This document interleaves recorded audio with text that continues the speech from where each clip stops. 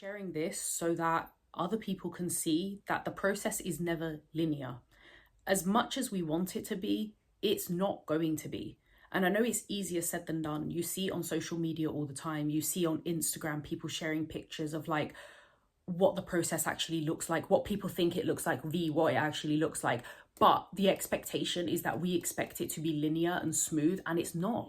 I have a confession that I haven't been 100% honest with myself. This past week, I feel like I've disrespected myself. I just wanted to do this video to show people that when you're setting boundaries, it's not as easy as, oh, I've set a boundary, I'm fine now, because it isn't. The truth is, when you're setting boundaries, a lot of the time there's going to be a period of trial and error. And that period of trial and error is going to be the part where you're figuring out who you now are. When you set boundaries, you are not the same person as before. You might think you are, but you're trying to transform into a different person, one with better boundaries. And sometimes those boundaries are either gray areas, or they're a bit soft, or people are still playing with you. That's going to happen.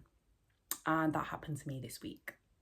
I want to make it really clear that if this has happened to you, or it's happening to you right now, that it's not so much you kind of failed the test. I don't want you to use the word fail. You're realizing that the boundary is new. So the foundations might not be as strong as you anticipated or that you hoped. And that's kind of what happened to me. I do have a boundary now with this specific subject, but I've noticed that the boundary is a little bit soft still. I've noticed that the kindness overrides it once again. And of course, that kindness is what always gets used and abused. When you're naturally high energy, or you're naturally a really kind and understanding person, you do this thing where you pay what I call the nice tax. And the price of it is your self-respect, your time, and your boundaries. And I've been there one too many times. And I have spoken about that before. And for anyone new that's joining, I went through extreme burnout about 18 months ago. During that recovery, you have to really reinforce any boundaries in your life, be that in your career, in your business, in your personal life, in your relationships. Burnout is because somebody had loose boundaries. If you think about it, when people are burnt out, it's because they're doing too much, be that physically or mentally or both. It's because you're burning the candle at both ends, and you're trying to be everywhere for everyone but yourself. It can be prevented, but what a lot of people do is they stop doing things that they're doing after they've hit burnout. And that's when it's kind of a little bit too late, because I'm still recovering and it's fucking shit. I've got no motivation to do most things. I don't mind my job. I like my job. I like who I work with. That's absolutely fine. But let me tell you, I don't have motivation or energy to do most of my old hobbies, because on a conscious level, I want to do them. But on a subconscious level, my brain is fucking checked out. I can tell you how much I love running. But as soon as I go out and run, something happens and I fucking hate it. Like, my body hates it, my mind hates it. You might think I'm going off on a tangent, but what I'm saying is that's the price of burnout. This is why it's important to prevent better than cure. That's where the saying comes from, prevention is better than cure, because it is. I want you to prevent this happening before it happens, because the recovery process is fucking shit. I think I realized a little too late in life that my kindness and understanding was being used as a kind of free subscription service. And my natural high energy and my natural want to cheer for people was being used, because now everybody wants Jade the cheerleader, but not Jade in any other way, shape, or form. Which, of course, you don't get to pick and choose the parts of people that you want. So the other day I was having a conversation with someone, and I basically ended up overcommitting to something. Now, with this personal thing that I committed to, I decided to stop doing that. And after a long talk, I decided I'm going to go for this thing that I said I was never going to do again, or I was not going to do as much. And now it's backfired in my face. So I've woken up this morning feeling understandably really stupid. I've had my boundary tested, but I'm not blaming the other person per se. I am gonna look at myself and be like, well, you need to work on the boundary more. The boundary wasn't cemented down. This is the whole point of this video. This is what I'm talking about. The boundary wasn't cemented. It wasn't solid. And sometimes we can think that our boundaries are solid because we talk about it or we think about it. But when it comes to practice, it gets tested, and sometimes we realize the bolts aren't really screwed on properly. And I'm doing this video and I'm sharing this story so that you understand that this isn't per se a failure. It's just a test of trial and error because you are testing your new identity. It's not so much the other person is testing you. Maybe they are. On this occasion, they weren't. It's a case of scenarios are going to come up in your life, in your career, in your personal partnership or marriage or whatever. And it's not so much that the other person is testing you to see if you're going to fail. It's more so, are you committed to your new identity? Are you understanding the person you're becoming? Because it's easy enough to talk about. It's easy enough to say, yeah, I've got strong boundaries. No one fucks with me anymore. No one does this. I'm not doing XYZ for people anymore, which is what I say. And for the most part, I do. However, now and again, you slip up. And I slipped up. But you know what? I've also realized this is part of the process. This is part of the process of coming out of people pleasing. This is part of the process of enforcing boundaries. They're not enforced overnight. Just like the saying, Rome wasn't built in a day. And I know it's a cliche. If you are building new foundations to your life, that's not going to happen overnight. If you decide to build a house tomorrow, it's not going to be done in a day. Even if you did rush it, for example, it's still not going to have strong foundations. There's going to be cracks. There's going to be little snags here and there. So you can try and rush the process all you want.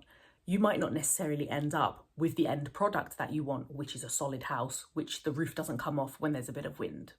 What a lot of people mistake about this villain era is, obviously, it's a little bit overused on social media now, but what a lot of people mistake about it is they assume you're going to turn into a really mean and nasty person.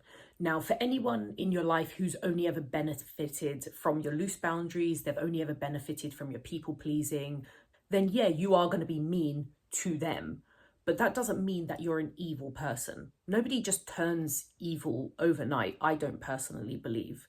What it means is simply just removing access to those people who benefited from you having either loose boundaries or no boundaries, or being too kind and understanding, or being too available for people as well. So this can happen if you're that person who everyone comes to in a crisis.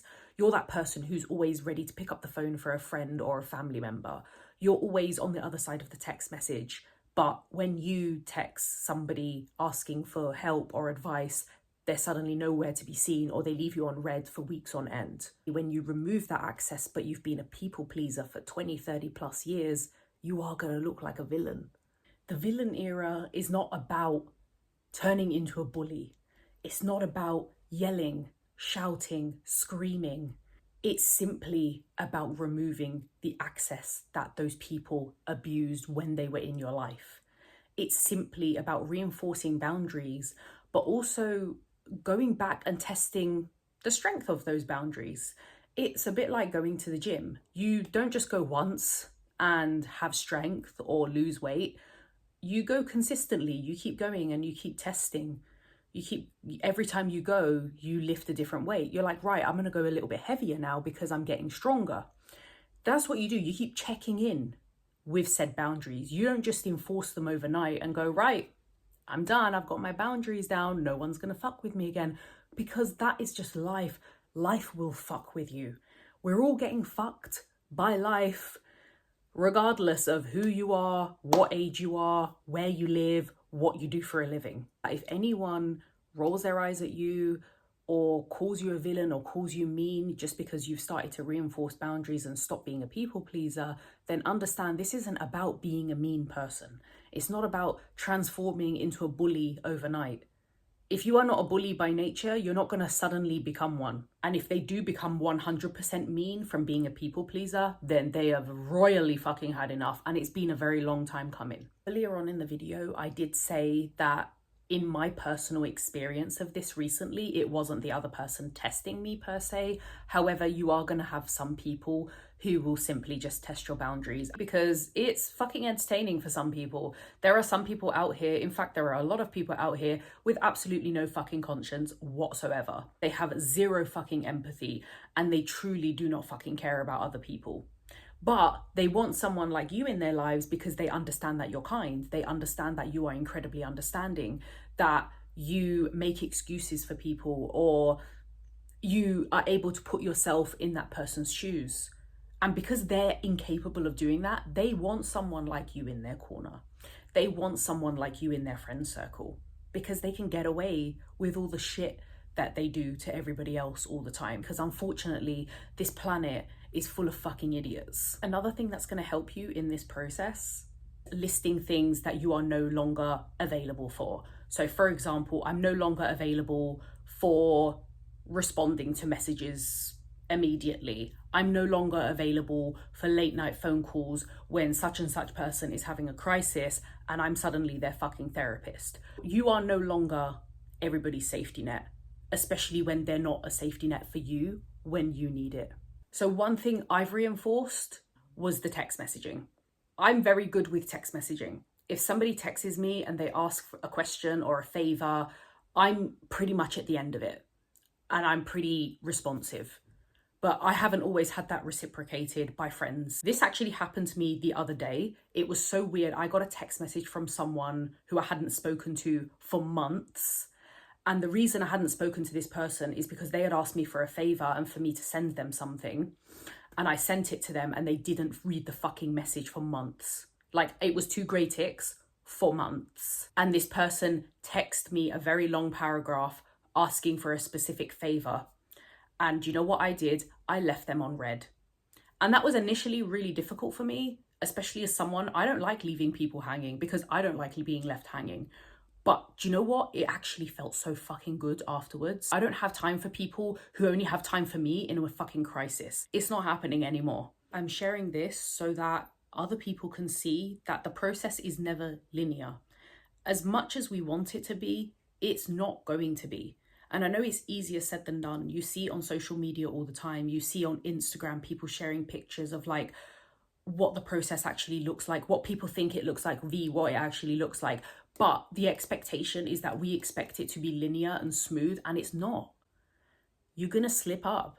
There's going to be scenarios and people who test your boundaries, be that intentionally or not. If it happens to you, it's not because you're a bad person. It's not because you're a failure. It's because the process to recovery from people pleasing is not fucking linear. It takes time, it takes trial and error, and you're going to trip up. And it's not because you want to. It's because that's what your subconscious is used to. That's what feels safe for it. Please don't beat yourself up about it. I'm trying not to. I did all day yesterday, like it was on my mind for ages, and I was so angry about it, and I was so pissed off with myself. I went to bed pissed off. But then I woke up this morning and I thought, you know what? This is just a learning curve. I just need to cement the boundary down a little bit better and we can move on. And I hope that if and when this happens to you, you understand it's not you. You're not the problem. You're just learning. If you've joined this far, thank you so much. I really appreciate your company today and for you clicking on this video. If you haven't already, make sure you hit that subscribe button. I'm going to see you guys in the next video. Peace out.